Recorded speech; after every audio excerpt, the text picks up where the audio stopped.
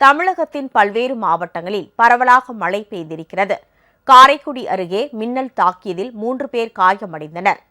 ராணிப்பேட்டை மாவட்டம் முத்துக்கடை, நவல்பூர், வாலாஜா, விசி, மோட்டூர், ஆற்காடு சுற்று வட்டாரத்தில் சுமார் 1 மணி நேரத்திற்கு மேலாக கனமழை பெய்தது.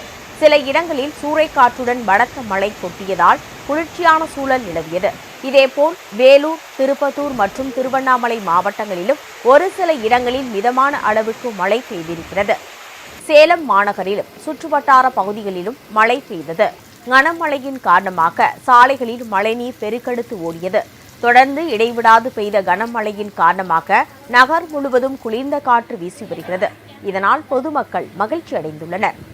சிவகங்கை மாவட்டம் காரைக்குடி, புதுவயல், கோவிலூர், மாத்தூர், இலுப்பக்குடி ஆகிய பகுதிகளில் இடியுடன் கூடிய மழை பெய்தது. சுமார் 1 மணி நேரத்திற்கு மேலாக கொட்டிய மழையால் தாழ்வான இடங்களில் வெள்ளம் தேங்கியது. காரைக்குடியை அடுத்த சாக்கோட்டை சித்திவயல் கிராமத்தில் மழை பெய்தபோது ஆழ்துளை கிணறு அமைக்கும் பணி நடந்துள்ளது. அப்போது இடி தாக்கியதில் ரஞ்சித், பாண்டித்துரை, செல்வராஜ் ஆகிய 3 மீது மின்னல் தாக்கியது.